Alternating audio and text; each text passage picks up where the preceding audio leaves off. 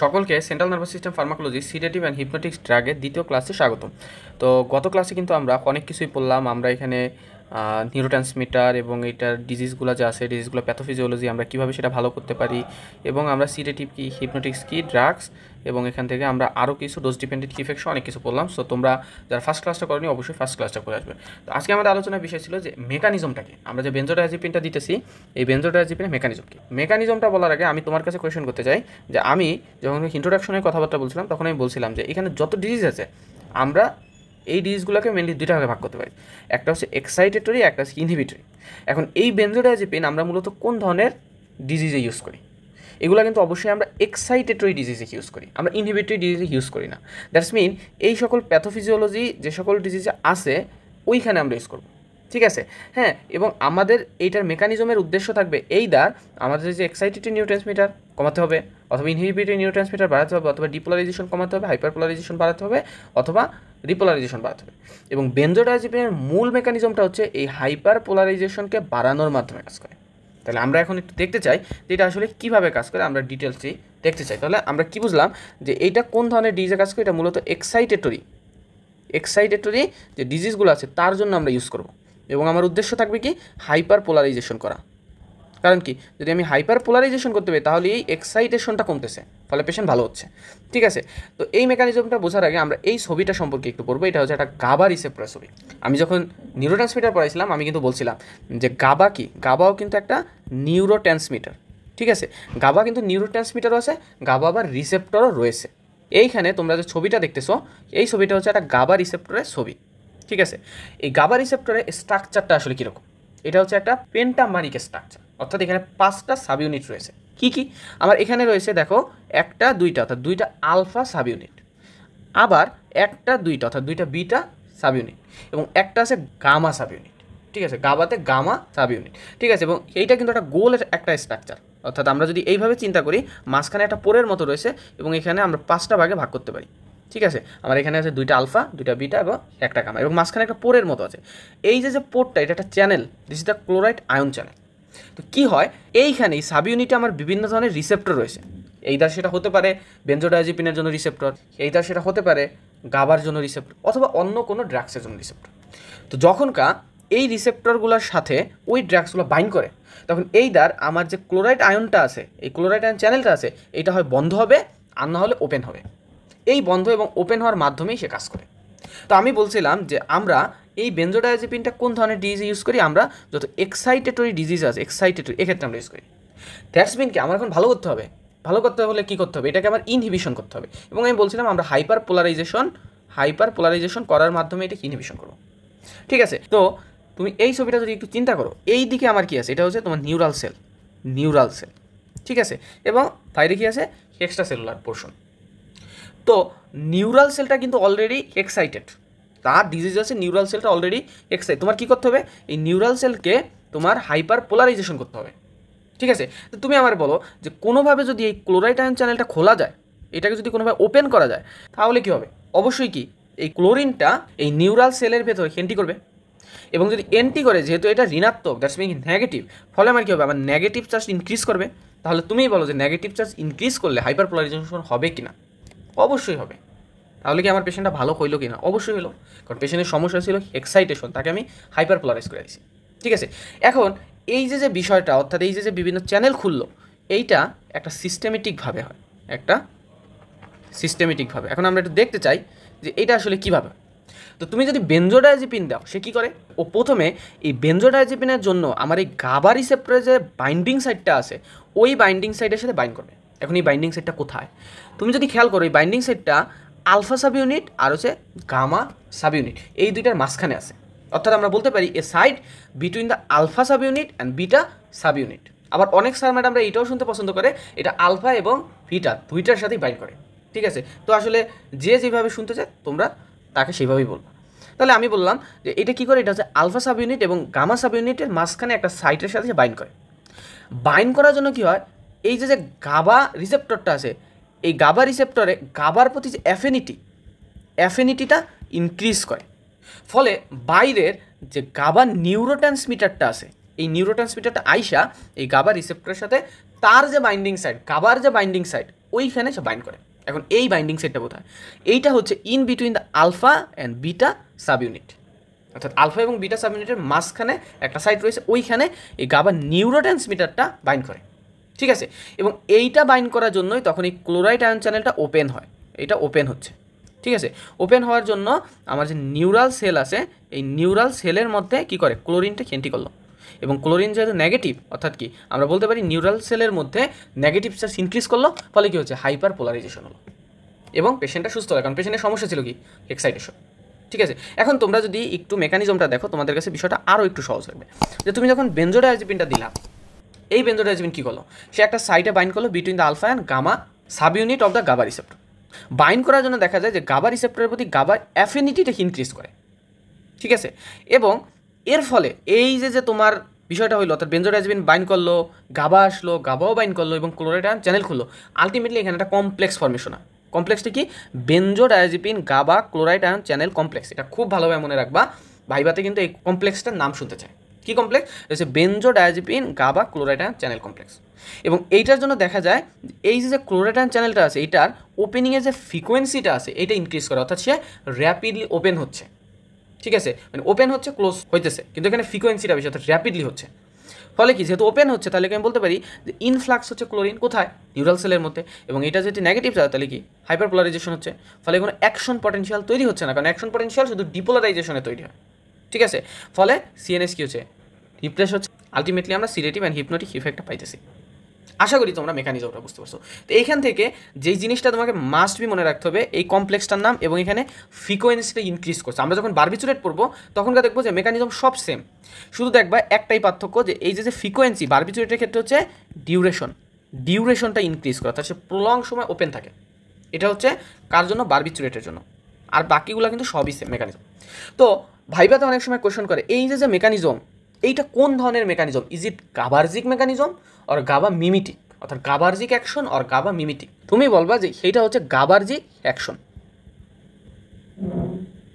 GABAergic action. এখন কথা হচ্ছে গাবার্জিক অ্যাকশন বলতে কি বোঝায়? গাবার্জিক অ্যাকশন বলতে বোঝায় গাবার মাধ্যমে সে কাজ করবে, মাধ্যমে সে কাজ করবে। অর্থাৎ বেনজোডায়াজেপিন যখন তার স্পেসিফিক সাইটের সাথে বাইন্ড করলো, সে কিন্তু সরাসরি ক্লোরাইড আয়ন চ্যানেলকে ওপেন করতে পারে নাই, সে কিন্তু গাবার মাধ্যমে করছে, অর্থাৎ গাবার অ্যাফিনিটিটা ইনক্রিজ করছে, গাবা আসছে, গাবা বাইন্ড করছে, বাইন্ড করার পরে কিন্তু এই ক্লোরাইড আয়ন চ্যানেলটা ওপেন করছে। কিন্তু বেনজোডায়াজেপিন কিন্তু সরাসরি এই কাজটা করতে পারে না, যেহেতু সে গাবার মাধ্যমে করতেছে, দ্যাটস মিন এই জন্য এটাকে বলা হয়েছে গাবার্জিক অ্যাকশন। তাহলে বেনজোডায়াজেপিন কার মাধ্যমে বা কীভাবে কাজ করে? এটা গাবার্জিক মেকানিজমে কাজ করে। বাট বারবিচুরেটের ক্ষেত্রে তুমি দেখবা যে বারবিচুরেট যখন বাইন্ড করে, এ আসলে ওই গাবারে ধরাধরি নাই, সে সরাসরি ক্লোরাইড আয়ন চ্যানেলকে ওপেন করতে পারে। দ্যাটস ওয়াই বারবিচুরেটের ক্ষেত্রে পাওয়া যায় হচ্ছে গাবা মিমিটিক অ্যাকশন, মিমিটিক অ্যাকশন, অর্থাৎ সে গাবার মতোই কাজ করতেছে, সেই গাবা হিসেবে কাজ করছে, এই যে মিমিটিক মতো। ঠিক আছে, আশা করি বুঝতে পারছো। এখন বারবিচুরেট তো গাবা মিমিটিকের মাধ্যমে কাজ করে, তো বিষয়টা কেমন না যে বারবিচুরেট গাবার্জিক মাধ্যমে কাজ করতে পারে না, বারবিচুরেট দুইটাতেই কাজ করে, অর্থাৎ গাবার্জিকেও কাজ করে, গাবা মিমিটিকেও কাজ করে। বাট বেনজোডায়াজেপিনটা শুধুমাত্র গাবার্জিকে কাজ করে, সে কখনো গাবা মিমিটিকে কাজ করতে পারে না। আশা করি এই কনসেপ্টটা তোমার ক্লিয়ার। ওকে, এখন আমরা যদি ইন্ডিকেশন চলে আসি, তো আমরা মেকানিজমে কী পড়লাম? আমরা যখন মেকানিজম অফ অ্যাকশন পড়লাম, কী পড়লাম? এটা কী করলো? হাইপার পোলারাইজেশন করলো, হাইপার পোলারাইজেশন। দ্যাটস মিন আমি কি বলতে পারি, যত এক্সাইটেটরি ডিজিজ আছে সব জায়গাতে আমরা এটা ইউজ করতে পারবো, অর্থাৎ সিএনএস এক্সাইটেটরি যত ডিজিজ আছে আমরা সবগুলোতে এটা ইউজ করবো। ফর এক্সাম্পল আমরা অ্যাংজাইটি ডিসঅর্ডার ইউজ করতে পারবো। অ্যাংজাইটি মানে কি? সে সবসময় দুশ্চিন্তা করতেছে, তার মাথার ভেতর সবসময় কিছু না কিছু নিয়ে একটা দুশ্চিন্তা ঘুরতেছে, অর্থাৎ কি তার brain over excited all time. অর্থাৎ কি আমরা বলতে পারি যে অ্যাংজাইটি ডিসঅর্ডার অবশ্যই একটা এক্সাইটেটরি ডিসঅর্ডার, তাহলে এক্ষেত্রে আমরা এটা ইউজ করতে পারি। কারণ কি? কারণ আমরা অলরেডি পড়ে আসছি যে বেনজোডায়াজেপিন কী করে? এক্সাইটেটরি ডিসঅর্ডারকে কমায়, কারণ সে হাইপার পোলারাইজেশন করে। আবার দেখা হচ্ছে ইনসোমনিয়া, মানে কিছু ঘুমাইতে পারতেছে না, ঘুমাইতে পারতেছে না, কারণ কি? কারণ তার ব্রেইন অলওয়েজ এক্সাইটেড, তার ব্রেইনের ভিতরে কিছু একটা চলতেছে, তার ব্রেইনটা রিল্যাক্স হইতেছে না, দ্যাটস ওয়াই সে ঘুমাইতে পারতেছে না। আবার আছে কি এপিলেপসি। এপিলেপসি কি? এটা হচ্ছে, যদি এটা প্যাথোফিজিওলজি বলো, এটা হচ্ছে abnormal discharge of electrical signal in brain. ঠিক আছে, অর্থাৎ ব্রেইনের মধ্যে যদি ইলেকট্রিক্যাল সিগন্যালের একটা অ্যাবনর্মাল ডিসচার্জ হয়, অর্থাৎ র্যাপিডলি অনেক বেশি হয়, তখনকার দেখা যায় যে এই বেশি বেশি সিগন্যালের জন্য পেশেন্টের কনভালশন শুরু হয়, অর্থাৎ খিচুনি শুরু হয়, বাংলায় বলা হয় খিচুনি। ঠিক আছে, অর্থাৎ এইটাও কিন্তু তোমার এক্সাইটেটরি ডিসঅর্ডারের মধ্যেই পড়লো, তাহলে আমরা এই ক্ষেত্রেও ইউজ করতে পারি। ঠিক আছে, যখন আমি এপিলেপসি পড়াবো তখন এটা নিয়ে আমরা আরও কথা বলবো। ঠিক আছে, এরপরে দেখো আমরা ব্যালেন্স অ্যানেস্থেসিয়ার কম্পোনেন্টস হিসেবে কাজ করি, অর্থাৎ পেশেন্টকে অ্যানেস্থেসাইজ করতে আমরা ইউজ করি। কারণ কি, কারণ পেশেন্টকে যদি অপারেশন করতে হয় তাহলে পেশেন্টকে অবশ্যই কুল করতে হবে, অবশ্যই রিল্যাক্স করতে হবে। আর না হলে তো পেশেন্টকে অপারেশন করা সম্ভব না, পেশেন্ট পেইন ফিল করবে, পেশেন্টের মাসেল রিল্যাক্স হবে না, তাহলে অপারেশন সম্ভব না। এই জন্য আমরা ব্যালেন্স অ্যানেস্থেসিয়ার কম্পোনেন্ট হিসেবে ইউজ করি, যাতে সে রিল্যাক্স থাকে, তার মাসেলগুলো রিল্যাক্স থাকে, অপারেশনটা ভালোভাবে করা যায় এবং সে পেইন ফিলটা না করে। ঠিক আছে, এই সেমভাবে আমরা মাসেল রিল্যাক্সন, ওই যে বললাম যে আমরা অপারেশনের সময় মাসেল রিল্যাক্সন করতে এটা আমরা ইউজ করি, খুবই গুরুত্বপূর্ণ। এবং এটা কিছু সাইকোটিক ডিজিজ ডায়াগনোসিসও ইউজ করা হয়, এটা খুব একটা বেশি হয় না। ঠিক আছে, এবং উইথড্রল ইফেক্ট, অ্যালকোহল বা সিডেটিভ হিপনোটিক্সের উইথড্রল ইফেক্টের জন্য, উইথড্রল ইফেক্ট কমানোর জন্য আমরা এটা ইউজ করি। কারণ এই উইথড্রল ইফেক্টের ক্ষেত্রে একটা কমন ইফেক্ট পাওয়া যায় হচ্ছে কনভালশন, অর্থাৎ পেশেন্টের খিচুনি শুরু হয়। তো কনভালশন কি, অবশ্যই একটা এক্সাইটেটরি কন্ডিশন, তাহলে আমরা এটা কমাতেও আমরা বেনজোডায়াজেপিন ইউজ করতে পারি। আশা করি তোমরা এটা বুঝতে পারছো। এখন চলে আসো এই বেনজোডায়াজেপিনের ফার্মাকোকাইনেটিক্স। তো এখানে প্রথমেই বলা আছে, দেখো যে এটা হচ্ছে হাইলি লিপিড সোলাবল। এখন কথা হচ্ছে কী জন্য, হোয়াই, কেন এটা ওয়াটার সোলাবল না? ঠিক আছে, তো বিষয়টা খুবই সহজ। তুমি এখন কোন সিস্টেম পড়তেছো? তুমি পড়তেছো সেন্ট্রাল নার্ভাস সিস্টেম, অর্থাৎ সমস্যাটা কোথায়? ব্রেইনে। তাহলে আমরা এখানে যে ড্রাগসগুলো ইউজ করি এগুলা কাজ করবে কোথায়? অবশ্যই ব্রেইনে কাজ করবে। এবং ব্রেইনে যদি কাজ করতে হয় তাহলে তাকে অবশ্যই ব্লাড ব্রেইন ব্যারিয়ার ক্রস করতে হবে কি না? অবশ্যই হবে। এবং যত ব্যারিয়ার আছে, তুমি ব্লাড ব্রেইন ব্যারিয়ার বলো বা ব্লাড প্লাসেন্টা ব্যারিয়ার বলো বা অন্য যে কোনো ব্যারিয়ার বলো, সব ব্যারিয়ারই কিন্তু একটা ফসফোলিপিড বাইলেয়ারের একটা ব্যারিয়ার, অর্থাৎ লিপিড ব্যারিয়ার। লিপিড ব্যারিয়ার, এবং লিপিডকে সারা জীবন লিপিডই ক্রস করতে পারবে, ওয়াটার কখনো ক্রস করবে না। অর্থাৎ এই ড্রাগসগুলো যদি ওয়াটারে সোলাবল হতো তাহলে কিন্তু এটা ব্লাড ব্রেইন ব্যারিয়ারকে ক্রসও করতে পারতো না, সিএনএস এটা এন্ট্রিও করতে পারতো না, আলটিমেটলি কী হতো, কোনো কাজই করতো না। এই জন্য এই সিএনএসে আমরা যত ড্রাগস পড়বো তুমি সুনিশ্চিতভাবে বলতে পারো এখানে সব ড্রাগস হাইলি লিপিড সোলাবল। তাহলে আমি যদি এখন তোমাকে কোয়েশ্চেন করি এইটা কি তুমি প্রেগনেন্সিতে দিতে পারবা কি না? অ্যান্সার হচ্ছে না, তুমি কখনোই প্রেগনেন্সি দিতে পারবে না। কারণ সেম ফর্মুলা দিয়া ব্লাড প্লাসেন্টা ব্যারিয়ারকেও সে ক্রস করতে পারে। এবং যদি ব্লাড প্লাসেন্টা ব্যারিয়ারকে ক্রস করে তাহলে আমি বলতে পারি যে এইটা যে ফিটাস আছে, ফিটাসের বডি তো এন্ট্রি করবে। এখন আমি সুস্থ সবল মানুষ, আমি যদি খাই আমার বডি কিছুটা অ্যাডজাস্ট করতে পারে। ফিটাস তো একটা গ্রোয়িং বেবি, তার তো সব কিছু এত ডেভেলপ না। ফলে দেখা যায় যখনকে এটা যায় তখনকে এটা মেডুলারি ডিপ্রেশন করে দিতে পারে, মেডুলারি ডিপ্রেশন করে দিতে পারে। তাহলে মেডুলারি যদি ডিপ্রেশন করে তাহলে কি এটা ফিটাসের জন্য ভালো হবে নাকি খারাপ হবে? অবশ্যই খারাপ হবে। এখানে রেসপিরেটরি ডিপ্রেশন হয়, পেশেন্ট মারাও যেতে পারে, অর্থাৎ ফিটাসটা মারাও যেতে পারে। এই জন্য কখনোই আমরা প্রেগনেন্সিতে এটা দিতে পারতেছি না। ঠিক আছে, এবং এটা মেটাবলিজম হচ্ছে লিভারে হয়, এখানে ফেজ 1-এ হয় অক্সিডেশন, ফেজ 2-তে হচ্ছে গ্লুকোরোনাইডেশন। এবং এটা সাইটোক্রোম P450 এনজাইম বা ড্রাগ মেটাবলাইজিং এনজাইমকে ইনডিউস করে না। ঠিক আছে, তাহলে তুমি আমাকে বলো যে এই যে বেনজোডায়াজিপিনটা আছে, এই বেনজোডায়াজিপিনের সাথে কি আমরা ওরাল কন্ট্রাসেপটিভ পিল এটা দিতে পারবো কি না? অবশ্যই পারবো, কারণ সে কী করে, সে কোনো এনজাইমকে ইনডিউস করতেছে না, সুতরাং অন্য ড্রাগসের মেটাবলিজমটা নর্মালি হচ্ছে। তাহলে শুধু ওরাল কন্ট্রাসেপটিভ পিল না, যে কোনো ড্রাগস রয়েছে সব আমরা এটার সাথে দিতে পারবো। এবং এটা এক্সক্রিশনের কার মাধ্যমে? কিডনির মাধ্যমে এবং ব্রেস্ট মিল্কের মাধ্যমে। তাহলে তুমি আমাকে বলো যে আমরা কি ল্যাকটিং মাদারকে এটা দিতে পারবো কি না? অবশ্যই না। কারণ কি, কারণ যেহেতু ব্রেস্ট মিল্কের মাধ্যমে এক্সক্রিশন হচ্ছে, সুতরাং এইটা ব্রেস্ট মিল্কের মাধ্যমে কিন্তু তার যে ইনফ্যান্ট আছে তার বডিতে চলে যেতে পারে। তো চলে গেলে কী হবে? ওই বেবিরও মেডুলারি ডিপ্রেশন করতে পারে। এই জন্য আমরা কখনো ল্যাকটিং মাদারকেও এটা দিব না। আবার যদি তোমার কাছে একটা পেশেন্ট আসে যার কিডনি ফেইলর, এই কিডনি ফেইলর নিয়ে যদি কোনো একটা পেশেন্ট আসে তাহলে তাকে কি তুমি এটা দিতে পারবা কিনা? অবশ্যই না, কারণ এটা এক্সক্রিশন হয় কিডনির মাধ্যমে। যদি কিডনি ফেল থাকে তাহলে কিন্তু এটা এক্সক্রিশন হইতেছে না, বডিতে স্টোর হচ্ছে।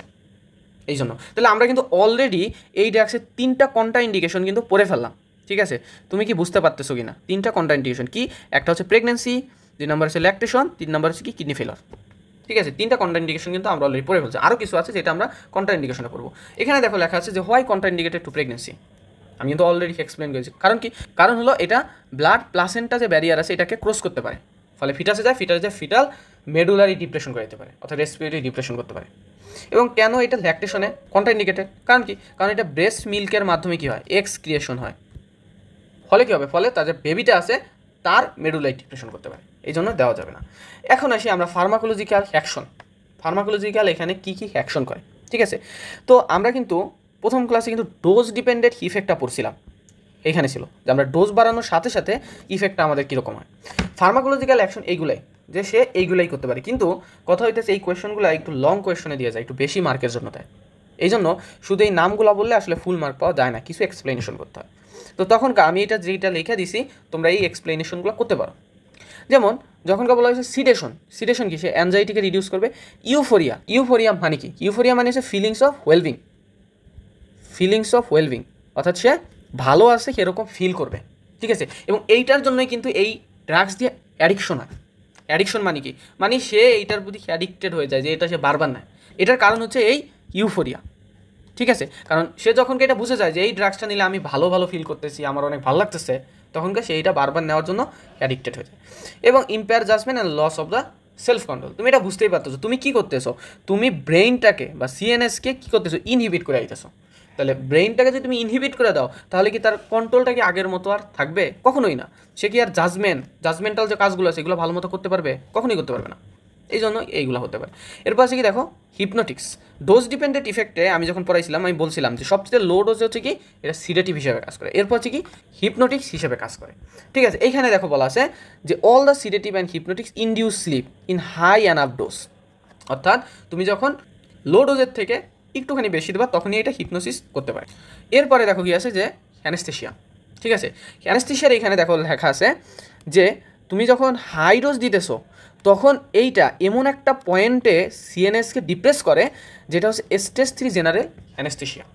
আমরা যে অ্যানেস্থেশিয়াটা করি এই অ্যানেস্থেশিয়ার কিন্তু কয়েকটা স্টেজ রয়েছে, যেমন আছে কি stage 1, stage 2, stage 3 and stage 4। Stage 1কে বলা হয় স্টেজ অফ অ্যানালজেসিয়া, অ্যানালজেসিয়া।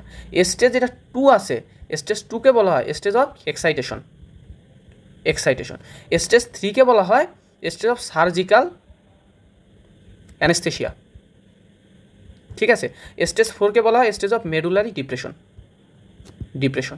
অর্থাৎ আমরা ডোজ বাড়ানোর সাথে সাথে এরকমভাবেই বিষয়টা হয়। তো যেটা হচ্ছে স্টেজ অফ অ্যানালজেসিয়া, এখানে কি হয়, এখানে জাস্ট পেইনটা কমবে, ব্যথাটা কমবে, আর কিছুই না। পেশেন্টের সব কিছু ঠিক আছে, জাস্ট পেইনটা কমতেছে। এবং স্টেজ অফ এক্সাইটেশন, এই স্টেজে পেশেন্টটা থাকে এক্সাইটেড, অর্থাৎ তার হচ্ছে পালসটা থাকে অ্যাবনর্মাল, তার হচ্ছে যে রেসপিরেটরি রেট আছে এইটাও থাকে অ্যাবনর্মাল। এই জন্য আমরা সবসময় এই দ্বিতীয় স্টেজটাকে অ্যাভয়েড করতে চাই, আমরা চেষ্টা করি এই স্টেজটা যাতে কোনোভাবেই না হয়, কারণ এটা আমাদের জন্য খারাপ। সবচেয়ে ভালো হচ্ছে সার্জিক্যাল অ্যানেস্থেশিয়া, এই স্টেজেই অপারেশনটা করা হয়। এবং মেডুলারি ডিপ্রেশন নাম শুনি বুঝতে পারতো যে এটা আমার জন্য ভালো না, ঠিক আছে। তো তুমি যখন হাইডোজ দিতেছো তখন এই বেনজোডাইজিপিন এমন একটা পয়েন্টে সিএনএসে ডিপ্রেশন করে দেয় যখন এটা স্টেজ 3 জেনারেল অ্যানেস্থেশিয়াতে চলে যায়, অর্থাৎ যে স্টেজটাকে আমরা সার্জিক্যাল অ্যানেস্থেশিয়া বা যেই স্টেজটা আমার অপারেশনের জন্য সবথেকে পারফেক্ট ওইখানে নিয়ে যায়, ঠিক আছে। এরপরে দেখো অ্যান্টি কনভালশন। অ্যান্টি কনভালশন, আমি কনভালশনে কি বলছিলাম, কনভালশন আর এপিলেপসি কিন্তু একই কথা। আমি বলছিলাম কি abnormal discharge of the electrical signal in the brain, তার ব্রেনের মধ্যে অ্যাবনর্মাল ডিসচার্জ হচ্ছে কিসের, ইলেকট্রিক্যাল সিগন্যালের। তো ও কী করে, ও হচ্ছে ইনহিবিট করে দেয় spread of this epileptiform electrical signal, অর্থাৎ যেই ইলেকট্রিক্যাল সিগন্যালটা তোমার ডিসচার্জ হয়েছিল ওইটার স্প্রেডটাকে কমিয়ে দেয়, ফলে দেখা যায় যে কনভালশনটা ভালো। এটা হচ্ছে অ্যান্টি কনভালশন ইফেক্ট। এরপরে দেখো আছে মাসেল রিল্যাক্সেশন। মাসেল রিল্যাক্সেশনের ক্ষেত্রে কী করে, এটা কয়েকটা রিফ্লেক্সের মাধ্যমে কাজ করে। ফর এক্সাম্পল আমার এইটা যদি তোমার প্রিসিনাপটিক নিউরন হয় এবং এইটা যদি আমার পোস্টসিনাপটিক নিউরন হয়, তো আমাদের কী হয়, এখান থেকে একটা নিউরোট্রান্সমিটার রিলিজ হবে, এখান থেকে ট্রান্সমিশন হবে, আইসা পোস্টসিনাপটিক নিউরনের সাথে বাইন্ড করবে। সে প্রথমত এই যে ট্রান্সমিশনটা আছে এইটাকে বন্ধ করে দেয়। সেটা হতে পারে ইন্টার নিউরাল, অর্থাৎ দুইটা নিউরনের ভেতরে, অথবা সেটা হতে পারে নিউরোমাস্কুলার জাংশন, অর্থাৎ নিউরন এবং মাসেলের মাঝখানে যে ট্রান্সমিশন এটাকে বন্ধ করে দিতে পারে। এবং এখানে বাইন্ড করার ফলে যে রিফ্লেক্সটা হয় ওইটাকেও সে বন্ধ করে দেয়। দেখো এই কথাগুলোই বলা যে ইট ইনহিবিট পোস্ট সিনাপটিক রিফ্লেক্স, অর্থাৎ বাইন্ড করার পরে যে রিফ্লেক্সটা হওয়ার কথা ছিল ওইটাকে সে ইনহিবিট করে দেয়। এবং এটা ইনহিবিট করে দিল ইন্টারনান্সিয়াল ট্রান্সমিশন এবং নিউরোমাস্কুলার ট্রান্সমিশন। আশা করি বুঝতে পারছো। এরপরে দেখো কি আছে কার্ডিও রেসপিরেটরি ডিপ্রেশন। তো কার্ডিও রেসপিরেটরি ডিপ্রেশনটা ইউজুয়ালি তুমি যখন একটা নর্মাল ডোজ দাও, নর্মাল ডোজ, তখন আসলে হয় না। এবং তুমি যখন একটা হেলদি পারসনকে দাও তখনও হয় না। এটা তখনই হবে যখন তুমি হাই ডোজ দিতেছো, অথবা তুমি এমন কোনো পেশেন্টকে দিতেছো যার অলরেডি পালমোনারি ইনসাফিসিয়েন্সি অথবা কার্ডিয়াক ডিপ্রেশন রিলেটেড কোনো ডিজিজ রয়েছে, ফর এক্সাম্পল হার্ট ফেলার রয়েছে, অথবা তার ব্রঙ্কিয়াল অ্যাজমা আছে, সিওপিডি আছে। এই সকল পেশেন্টদের ক্ষেত্রে এটা কমনলি হবে। আশা করি তোমরা ফার্মাকোলজিক্যাল অ্যাকশনটা বুঝতে পারছো। এরপরে আমরা যদি অ্যাডভার্স ইফেক্টে আসি, তো আমরা এই বেনজোডায়াজেপিনের ক্ষেত্রে কী করছিলাম বলো তো? আমরা জাস্ট আমাদের যে সিএনএসটা আছে এটাকে ইনহিবিটেড করে দিয়েছিলাম। তাহলে এখন যদি সিএনএসটা ইনহিবিটেড হয় তাহলে আমি বলতে পারি তার ইম্পেয়ার জাজমেন্ট হবে, তার ডিমিনিশ মোটর স্কিল, কারণ কি তার ব্রেনটা কিন্তু খুব ভালোভাবে কাজ করতেছে না, আমরা অলরেডি কমিয়ে দিছি। এছাড়া হ্যাংওভার ইফেক্ট, ড্রসিনেস, সোমনোলেন্স এইগুলো হতে পারে। হ্যাংওভার ইফেক্টটা কি? খুব সহজভাবে বললে আমরা ঘুম থেকে ওঠার পরে আমাদের একটা যে ফিলিংস হয়, লাইক একদম মানে খুবই আমাদের উইক লাগে, নড়াচড়া করতে আমাদের ইচ্ছে করে না, আমাদের মনে হয় যে আমরা চোখ খোলার কোনো প্রয়োজন নাই, আমাদের চোখ খুলতে ইচ্ছা করে না, একটু কোনো মুভমেন্ট করতে ইচ্ছে করে না, এইরকম। এটা হচ্ছে হ্যাংওভার ইফেক্ট। তবে যেই কথাগুলো তোমাকে মাস্ট বি বলতে হবে সেটা হচ্ছে কি অ্যাডিকশন, ডিপেন্ডেন্স, টলারেন্স। এই তিনটা কথা তোমাকে মাস্ট বি বলতে হবে, বাকিগুলো না বললেও চলবে। তো অ্যাডিকশন কী জন্য করে? আমি কিন্তু ফার্মাকোলজিক্যাল অ্যাকশন অলরেডি বলছি যে এইটার একটা ফার্মাকোলজিক্যাল অ্যাকশন ছিল কি যে এটা ইউফোরিয়া করতে পারে। ইউফোরিয়া কি? ফিলিংস অফ ওয়েলবিং, অর্থাৎ আমি ভালো ভালো ফিল করি, ঠিক আছে? তো এই জিনিসটার জন্যই কিন্তু মূলত অ্যাডিকশন হয়ে যায়, কারণ এই পেশেন্ট বুঝে যায় যে আমি এটা নিলেই অনেক ভালো আছি, আমি মনে হইতেছে আকাশ দিয়া ভাসতেছি, এরকম আসলে ফিলিংস হয়, ঠিক আছে? তো এই জন্য এটা অ্যাডিকশন করতে পারে। এরপরে দেখো কি আছে যে ডিপেন্ডেন্স করতে পারে। ডিপেন্ডেন্স কেন করে? ডিপেন্ডেন্স করে সেই জন্য, ডিপেন্ডেন্স মানে হচ্ছে সেইটা বন্ধ করে দিলেই উইথড্রল সিমটম দেখা যায়, এই জন্য তাকে এটার উপরে ডিপেন্ড হয়ে থাকতে হয়। এটাই হচ্ছে তোমার ডিপেন্ডেন্স, অর্থাৎ কি এটা বন্ধ করে দিলে যেহেতু উইথড্রল সিমটম হয় এই জন্যই এটা ডিপেন্ডেন্স করে, বা এটাও বলতে পারো যেহেতু এটা ডিপেন্ডেন্স করে এই জন্যই এটা বন্ধ করে দিলে উইথড্রল সিমটম হয়, ঠিক আছে? আরেকটা আছে কি টলারেন্স। টলারেন্স বলতে কি বোঝায়?